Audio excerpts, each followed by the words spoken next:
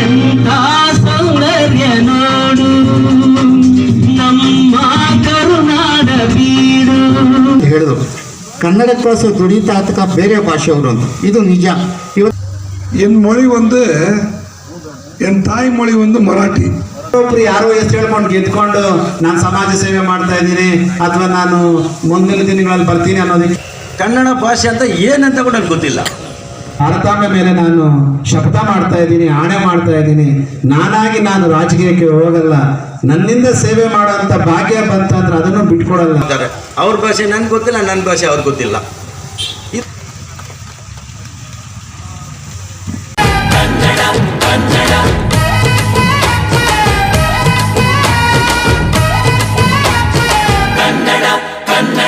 ಅವ್ವ ಕಣ್ಣು ನಮ್ ಜೀವ ಕಣ್ಣು,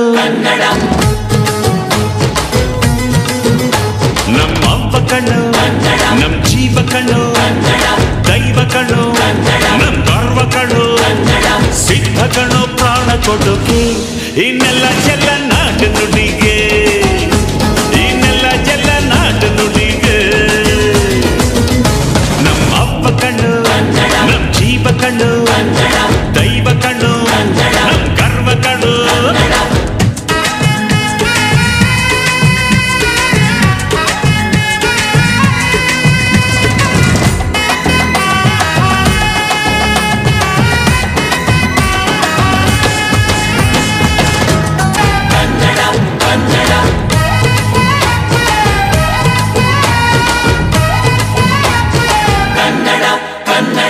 ಅವ್ವ ಕಣ್ಣು ನಮ್ ಜೀವ ಕಣ್ಣು, நம் நம் கோலார் தங்கவயல் சாமிநாதபுரத்தில் கன்னட ராஜோத்சவாவை மிக சிறப்பான முறையில் கொண்டாடினார்கள். இந்த நிகழ்ச்சிக்கு சிறப்பு விருந்தினராக சமூக சேவகரும் மற்றும் ஆர்கே ஃபவுண்டேஷன் தலைவருமான திரு மோகன் கிருஷ்ணா அவர்கள் கலந்து கொண்டார். அவருடன் திரு வெங்கடேஷ் எக்ஸிஎம்சி, விஸ்வ இந்து பரிஷத்தின் திரு ஷிண்டே, திரு வேல்முருகன், திரு சங்கர், திரு வெங்கடேஷ், திரு பாபு, திரு வேலு, திரு கங்காதரன், திரு ராஜா, திரு அன்பு, திரு சுகுமாரன் மற்றும் திரு கணேஷ் அவர்கள் கலந்து கொண்டனர்.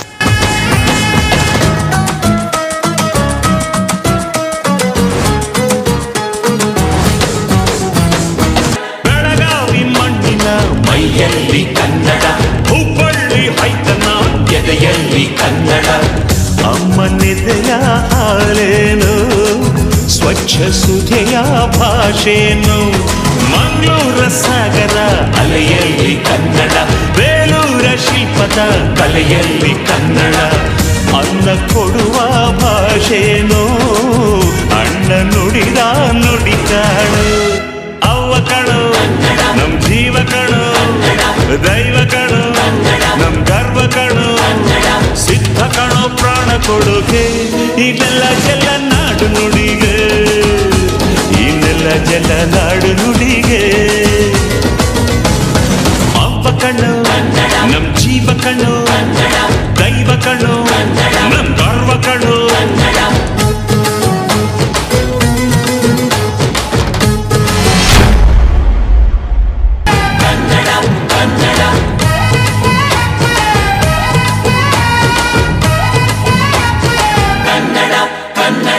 ಅವ್ವ ಕಣ್ಣು ನಮ್ ಜೀವ ಕಣ್ಣು, ನಮ್ಮ ಅವ್ವ ಕಣ್ಣು ನಮ್ ಜೀವ ಕಣ್ಣು, ದೈವ ಕಣ್ಣು ನಮ್ ಗರ್ವ ಕಣ್ಣು, ಸಿದ್ಧ ಕಣ್ಣು ಪ್ರಾಣ ಕೊಡೋಕೆ ಇನ್ನೆಲ್ಲ ಚೆಲ್ಲ ನಾಡು ನುಡಿಗೆ, ಇನ್ನೆಲ್ಲ ಚೆಲ್ಲ. ನಾಟಕದ ಇತಿಹಾಸದಲ್ಲಿ ಬಂಗಾರದ ಯುಗದ ಕಥೆಯನ್ನು ಹಾಡುವ ಕೇಳಿ ನಾ ಹಾಡುವ ಕೇಳಿ, ಹಾಡುವ ಕೇಳಿ ನಾ ಹಾಡುವ ಕೇಳಿ. ಕರ್ನಾಟಕದ ಇತಿಹಾಸದಲ್ಲಿ ಎಂಥ ಸೌಂದರ್ಯ ನೋಡು ನಮ್ಮ ಕರುನಾಡ ಬೀಡು. ಗಂಧದ ಗುಳಿದು ಕಲೆಗಳ ತಂದಿದು ಕನ್ನಡ ನಾಡಿದು ಚಿನ್ನದ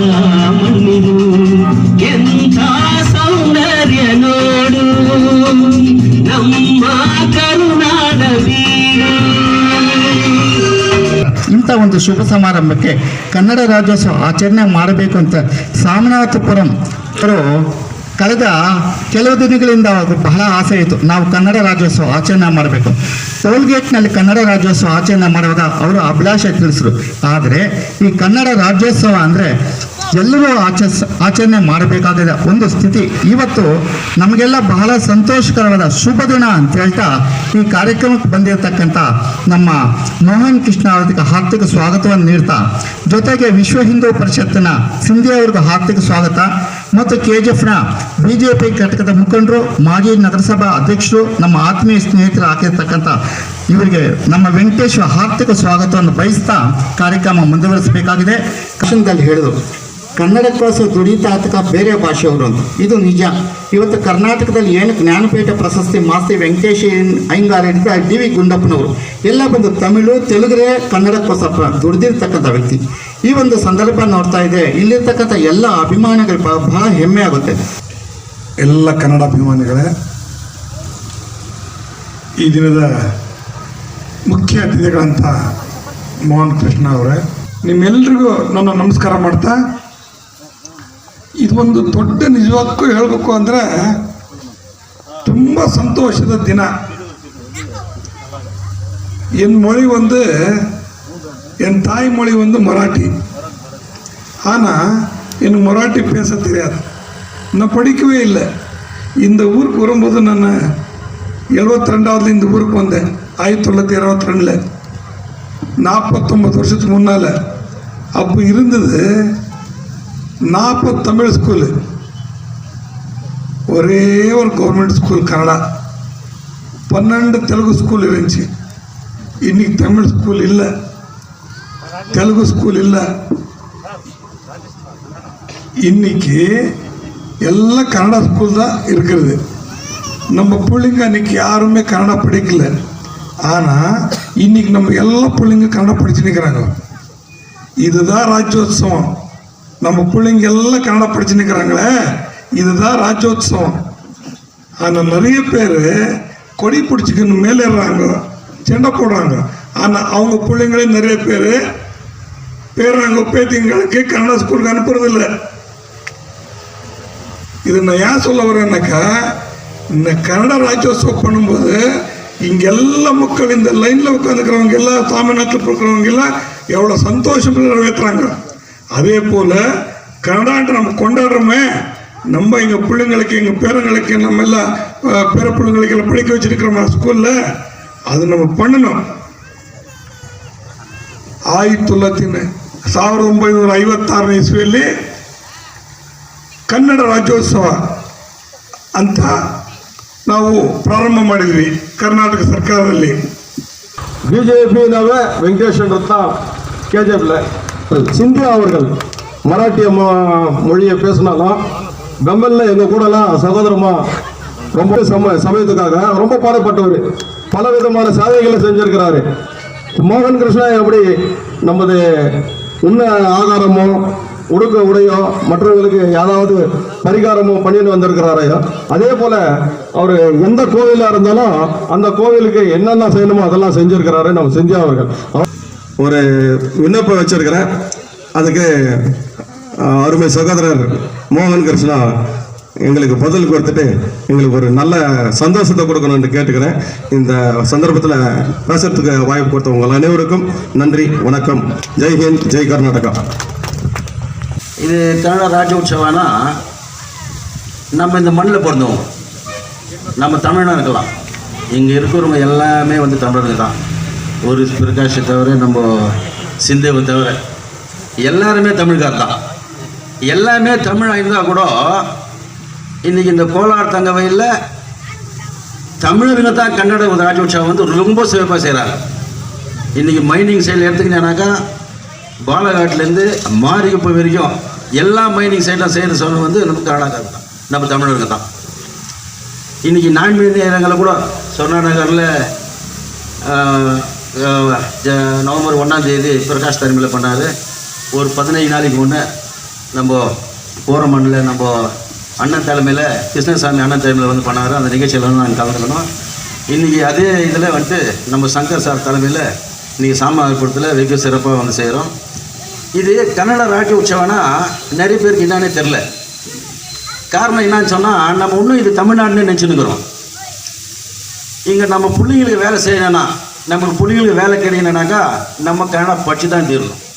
ಮೋಹನ್ ಕೃಷ್ಣ KGF ಹೀರೋ. ಈಗ ಮೋಹನ್ ಕೃಷ್ಣ ಅಂದರೆ ಅವ್ರು ನೋಡಿರ್ತಾರೆ ಇಲ್ವೋ, ಮೋಹನ್ ಕೃಷ್ಣ ಅಂದರೆ ಗೊತ್ತು ಅಂತಾರೆ.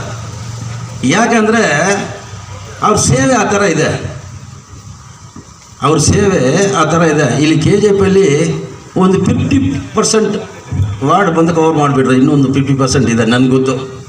50% ಯಾವುದಂತ ನನಗೆ ಗೊತ್ತು. ಎಲ್ಲ ಕಡೆಯೂ ಸೇವೆ ಮಾಡಿದ್ದಾರೆ. ಅದು ಮಾತ್ರ ಅಲ್ಲ, ಅವರು ಈ ಮಣ್ಣಲ್ಲಿ ಹುಟ್ಟಿರೋರು KGFನವರು. ಬೇತಮಂಗಲ ಪಕ್ಕದಲ್ಲಿ ಮಾದೇಪುರ ಅಂತ ಒಂದು ಗ್ರಾಮ, ಆ ಗ್ರಾಮದಲ್ಲಿ ವ್ಯವಸಾಯ ಮಾಡ್ತಾಯಿದ್ದಾರೆ. ಅವ್ರ ತಂದೆ ತಾಯಿ ಬಂದು ಇನ್ನೂ ಅಲ್ಲೇ ಇದ್ದಾರೆ. ಅವ್ರದ್ದು ಕೋಳಿ ಫಾರ್ಮ್ ಅದೇ ಇದೆ. ಅವರು ಬೆಂಗಳೂರಲ್ಲಿ ಬಿಸ್ನೆಸ್ಸು. ಈಗ ನಮ್ಮ KGF ಜನರು ಒಂದು 20-25 ಸಾವಿರ ಜನ ಬೆಂಗಳೂರಿಗೆ ಹೋಗ್ತಾರೆ ಜೀವನ ಮಾಡೋಕ್ಕೆ. ಅಲ್ಲಿಂದ ಸಮಾಧಾನ ಮಾಡಿಕೊಂಡು ಇಲ್ಲಿ ಬಂದು ಖರ್ಚು ಮಾಡ್ತಾರೆ. ಅಲ್ಲಿ ಬೆಂಗಳೂರೇ ಇಲ್ಲ ಅಂದರೆ KGF ಇಲ್ಲ. ಅದೇ ಥರ ನಮ್ಮ ಮೋಹನ್ ಕೃಷ್ಣ ಅವರು ಕೂಡ ಬೆಂಗಳೂರಿನಲ್ಲಿ ಬಿಸ್ನೆಸ್ ಮಾಡ್ತಾರೆ. KGF ಜನರಿಗೆ ಏನೋ ಅವ್ರ ಕೈನಲ್ಲಿ ಆಗೋದು. ಎಲ್ಲರೂ ಕೇಳೋರಿಗೆ ಇಲ್ಲ ಅಂತ ಮಾತ್ರ ಅವ್ರು ಹೇಳಲ್ಲ, ಎಲ್ರಿಗೂ ಮಾಡ್ತಾಯಿದ್ದಾರೆ. ನೋಡಿ, ಅವ್ರ ಗ್ರಾಮದಲ್ಲಿ ಸುಮಾರು 2 ಕೋಟಿಗೆ ಒಂದು ದೇವಸ್ಥಾನ ಕಟ್ಟಿಕೊಡಿಸಿದ್ದಾರೆ. ಯಾಕಣ್ಣ ಮನಸ್ಸು ಬರುತ್ತಾ ಮನಸ್ಸು? ನಮ್ಮ ರಾಜಕೀಯದಲ್ಲಿ KGF ನಾನು ಎಲ್ಲರೂ ನೋಡಿದ್ದೀನಿ. ಒಂದು ದೇವಸ್ಥಾನಕ್ಕೆ ಒಂದು 10,000 ಕೊಡಬೇಕು, ಯಾರನ್ನೂ ಕೇಳಿದ್ರೆ ಕೊಡಲ್ಲ. ಯಾಕ್ರಿ ನಾನು ಕೊಡ್ಬೇಕಂತಾರೆ. ನಾನೇನು ಲಂಚ ತಗೊಳ್ತೀನ? ನಾನು ಯಾಕೆ ಕೊಡ್ಬೇಕು? ಲಂಚ ತಗೊಳ್ಳೋದೆ ಅವರೇ. ತಗೊಂಡು ನಾನು ಯಾಕೆ ಕೊಡ್ಬೇಕಂತಾರೆ, ನನ್ನ ಕೈ ಸುತ್ತ ಅಂತಾರೆ. ಆಯಿತಾ? ಅವ್ರು ಎಲ್ಲಿ ಬೆಂಗಳೂರಲ್ಲಿ ಸಮಾಧಾನ ಮಾಡ್ಕೊಂಡ್ರೆ ಕೂಡ KGF ಜನರಿಗೆ ಅವ್ರು ಸೇವೆ ಮಾಡ್ತಾಯಿದ್ದಾರೆ. ಅವ್ರ ಮನಸ್ಸಲ್ಲಿ ಏನಿದೋ ಏನೋ ನನಗೆ ಗೊತ್ತಿಲ್ಲ. ಅವರು ಎಲೆಕ್ಷನ್ ನಿಲ್ಬೇಕಂತ ಇದೆಯೋ ಇಲ್ಲ ಅಂತ ಇದೆಯೋ ಅದು ನನಗೆ ಗೊತ್ತಿಲ್ಲ. ಆದರೆ ನಾವು ನಮ್ಮ ಕಾರ್ಯಕರ್ತರು, ಈ KGF ಜನರು ಎಲ್ಲರೂ ನೀವು MLA ಆಗಬೇಕಂತ ಆಸೆ ನಮ್ಮ ಎಲ್ರಿಗೂ ಇದೆ, ಇಲ್ವಪ್ಪ?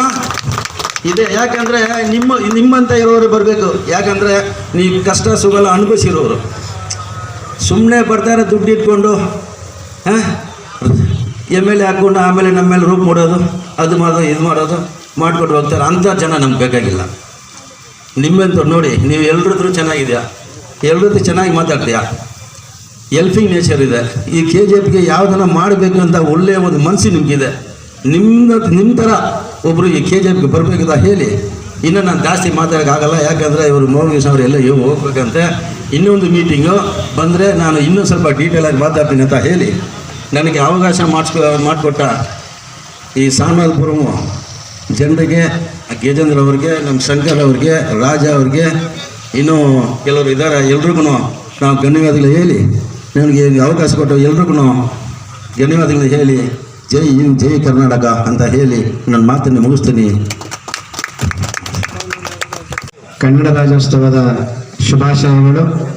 ಮೊದಲಿಗೆ ವೇದಿಕೆ ಮೇಲೆ ಆಸನದಲ್ಲಿಟ್ಟಂತಹ ನನ್ನ ಗುರುಗಳಾದಂಥ ವೆಂಕಟೇಶಣ್ಣನವರೇ ಹಾಗೂ ವಿಶ್ವ ಹಿಂದೂ ಪರಿಷತ್ತಿನ ಅಧ್ಯಕ್ಷರಾದಂಥ ಸನ್ಮಾನ್ಯ ಸಿಂಧೇಜಿಯವರೇ, ಮೂರ್ತಿಯವರೇ, ಸೇಬು ಅವರೇ, ಮತ್ತೊಬ್ಬ ಸ್ನೇಹಿತ ಹಾಗೂ ನನ್ನ ಹಿತೈಷಿಯಾದ ರಘುರಾಮ್ ಅವರೇ, ಕೃಷ್ಣಸ್ವಾಮಿ ಅವರೇ, ಮುನಿಸ್ವಾಮಿ ಅವರೇ, ಗಜೇಂದ್ರ ಅವರೇ, ರಾಜೇಂದ್ರನ್ ಅವರೇ, ವಿವೇಕಣ್ಣವರೇ, ವೇಲು ಅವರೇ, ಭರತ್ ಅವರೇ, ಅನ್ಬು ಅವರೇ, ಮುರುಗನ್ ಮತ್ತು ನಮ್ಮ ಶೇಖರ್ ಅವರು ಮತ್ತು ಮೂರ್ತಿಯವರು ಎಲ್ಲರಿಗೂ ಸಹ ಈ ಶುಭ ದಿನವನ್ನು ಕನ್ನಡ ರಾಜ್ಯೋತ್ಸವ ಶುಭಾಶಯಗಳನ್ನು ಹೇಳಲಿಕ್ಕೆ ಇಚ್ಛಪಡ್ತೇವೆ. ಬಂಧುಗಳೇ, ಇಲ್ಲಿರ್ತಕ್ಕಂಥ ಎಲ್ಲ ಮಾತುಗಳನ್ನ ಹೇಳಿಬಿಟ್ಟಿದ್ದಾರೆ. ಪ್ರತಿಯೊಬ್ಬರು ಹೇಳೋದೊಂದೇ, ನಾನು ತಮಿಳಲ್ಲಿ ಮಾತಾಡ್ತಾ ಇದ್ರು, ನಾನು ಕನ್ನಡದ ನಾಡಲ್ಲಿ ಹುಟ್ಟಿರುವಂಥ ಹೆಮ್ಮೆಯ ಕನ್ನಡ ಪುತ್ರ ಅಂತ ಹೇಳ್ತಾ ಇದ್ದಾರೆ. ಬಹುಶಃ ಈ ಮಾತಿಗೆ ನಾನು ಅದೇ ರೀತಿ ಹೇಳಲಿಕ್ಕೆ ಇಷ್ಟಪಡ್ತಾ ಇದ್ದೇನೆ. ನಮ್ಮ ಭಾರತಾಂಬೆಯಲ್ಲಿ ಯಾರೇ ಹುಟ್ಟಿದ್ರು ಸಹ ನಾವೆಲ್ಲರೂ ಅಣ್ಣ ತಮ್ಮಂದಿರೇ ಅಂತ ಮುಂದಿನಿಂದಲೂ ನಾವು ಪಾಲಿಸ್ಕೊಂಡು ಬರ್ತಾ ಇದ್ದೀವಿ. ನನ್ನ ಗುರುಗಳಾದಂಥವ್ರನ್ನ ಹೇಳಿದ್ರು, 30 ವರ್ಷದಿಂದ ಇದು ಮಿನಿ ತಮಿಳ್ನಾಡು ಅಂತ ಕರಿತಾ ಇದ್ರು ಅಂತ. ಅವತ್ತಲ್ಲ, ನಮ್ಮ ತಮಿಳವರು ಯಾವತ್ತವರೆಗೂ ಈ KGF ಅಲ್ಲಿ ಇರ್ತಾರೋ ಅವತ್ತು ಕೂಡ ಅದು ತಮಿಳ್ನಾಡು ಅಂತ ಭಾವಿಸೋದ್ರಲ್ಲಿ ತಪ್ಪೇನಿಲ್ಲ ಅಂತ ಹೇಳ್ಬೋದು. ಯಾಕೆ ಅಂತಂದ್ರೆ ನನ್ನ ತಾಯಿ ಕರ್ನಾಡಮ್ಮ ಅಂದ್ರೆ ಕನ್ನಡ ತಾಯಿ, ನನ್ನ ತಾಯಿ. ಅದೇ ರೀತಿ ನಾನು ಮಾತಾಡೋಂಥ ತಮಿಳು ತಾಯಿ ಕೂಡ ನನಗೆ ತಾಯಿಯೇನೆ. ಇಬ್ಬರನ್ನು ತಾಯಿಯಿಂದ ನೋಡೋ ರೀತಿಯಲ್ಲಿ ತಪ್ಪೇನಿಲ್ಲ. ನಮ್ಮ ಕನ್ನಡಾಂಬೆಯ ಮೊದಲನೇ ಸ್ಥಾನವಿರಲಿ, ನಮ್ಮ ತಮಿಳಾಂಬೆಯ ಎರಡನೇ ಸ್ಥಾನದಲ್ಲಿ ಇರ್ಬೋದು, ಅಥವಾ ನಾವು ತಮಿಳುನಾಡಿಗೆ ಹೋದಾಗ ಆ ತಾಯಿಯು ನಮ್ಮ ಇಬ್ಬರು ಒಂದೇ ಸಮಾನ ಅಂತ ಹೇಳ್ಕೊಳ್ಳೋದ್ರಲ್ಲಿ ತಪ್ಪೇನಿಲ್ಲ. ವಿಶೇಷವಾಗಿ ನನ್ನ ವೆಂಕಟೇಶಣ್ಣವ್ರು ಹೇಳ್ತಾ ಇದ್ರು, ಸ್ವಾಮಿನಾಥಪುರಿನ ನಾಗರಿಕರು ಬಹಳ ಒಳ್ಳೆಯವರು. ಅವರ ಒಂದು ನಿದರ್ಶನಕ್ಕೆ ನಮ್ಮ ಶ್ರೀನಿವಾಸ್ ಅವರ ಒಂದು ಹಾಡಾಡಬೇಕಾದ್ರೆ ಕನ್ನಡಾಂಬೆಯನ್ನ ಹಾಡು ಹೊಗಳಿದ್ರು. ಇವತ್ತು ಈ KGF ನಲ್ಲಿ ನಾನು ಸುಮಾರು 2 ವರ್ಷದಿಂದ ನನ್ನ ಸಮಾಜ ಸೇವೆಯನ್ನು ಮುಂದುವರಿಸ್ತಾ ಇದ್ದೀನಿ. ನಮ್ಮ ಅಣ್ಣ ಹೇಳ್ತಾ ಇದ್ರು ಮುಂದಿನ MLA ಆಗಬೇಕು ಅಂತ. ನಾನು ನನ್ನ ಭಾರತಾಂಬೆ ಮೇಲೆ ನಾನು ಶಪಥ ಮಾಡ್ತಾ ಇದ್ದೀನಿ, ಆಣೆ ಮಾಡ್ತಾ ಇದ್ದೀನಿ. ನಾನಾಗಿ ನಾನು ರಾಜಕೀಯಕ್ಕೆ ಹೋಗಲ್ಲ. ನನ್ನಿಂದ ಸೇವೆ ಮಾಡೋಂಥ ಭಾಗ್ಯ ಬಂತಂದ್ರೆ ಅದನ್ನು ಬಿಟ್ಕೊಡಲ್ಲ. ಯಾಕೆ ಅಂತಂದ್ರೆ ಒಬ್ಬ ರಾಜಕಾರಣಿ ಆಗಿರೋದಕ್ಕಿಂತ ಒಬ್ಬ ಸಂಘದ ಸ್ವಯಂ ಸೇವಕನಾಗಿ ನಾನು ಮಾಡ್ತಾ ಇರೋ ಸೇವೆಗೆ ನನಗೆ ಸಂತೃಪ್ತಿ ತಂದಿದೆ. ನಾನು ಮಾಡ್ತಾ ಇರೋಂಥ ಕಾರ್ಯಗಳಿಗೆ ನನ್ನ ನಿಜವಾಗ್ಲೂ ಶ್ಲಾಘನೀಯವಾಗಿದೆ. ನನ್ನ ಸೇವೆ ಸದಾ ಇರ್ತದೆ. ಈ KGF ಮಣ್ಣಿನಲ್ಲಿ ಹುಟ್ಟಿರೋ ಋಣವನ್ನ ನನ್ನ ಕೊನೆಯ ಉಸಿರಿನವರೆಗೂ ತೀರಿಸ್ಕೊಳ್ಳೋಕೆ ನಾನು ಪ್ರಯತ್ನ ಮಾಡ್ತಾ ಇದ್ದೀನಿ. ಯಾರೋ ಒಬ್ರು ಯಾರೋ ಹೆಸರು ಹೇಳ್ಕೊಂಡು ಗೆದ್ಕೊಂಡು ನಾನು ಸಮಾಜ ಸೇವೆ ಮಾಡ್ತಾ ಇದ್ದೀನಿ ಅಥವಾ ನಾನು ಮುಂದಿನ ದಿನಗಳಲ್ಲಿ ಬರ್ತೀನಿ ಅನ್ನೋದಕ್ಕಿಂತ ನಾನು ನಿಮ್ಮ ಮಗನಾಗಿ ನಿಮ್ಮ ಸೇವೆ ಮಾಡಲಿಕ್ಕೆ ಸದಾ ಸಿದ್ಧನಾಗಿರ್ತೀನಿ. ರಾಜಕಾರಣಕ್ಕೆ ಬಂದರೆ ಅನೇಕ ಅಡಚಣೆಗಳಾಗತ್ತೆ, ಆದರೆ ನಾನು ನಿಮ್ಮ ತಮ್ಮನಾಗಿ ನಿಮ್ಮ ಮಗನಾಗಿ ನನ್ನ ಸೇವೆ ಮಾಡೋಕ್ಕೆ ಯಾರೂ ಅಡ್ಡಿಪಡಿಸ್ಲಿಕ್ಕಾಗಲ್ಲ. ಯಾಕಂದ್ರೆ ನನ್ನ ಸಮಾಜ ಸೇವೆ ಶುರು ಮಾಡಿದಾಗಲಿಂದನೂ ಅನೇಕರು ಯಾರ್ಯಾರ ಹೆಸರು ಹೇಳ್ಕೊಂಡು ಗೆದ್ದಂಥವರೆಲ್ಲ ನಮ್ಮನ್ನು ಟೀಕೆ ಮಾಡ್ತಾ ಇದ್ದಾರೆ. ನಾನು ಅದಕ್ಕೆ ತಲೆನೂ ಕೆಡಿಸ್ಕೊಳ್ಳಲ್ಲ.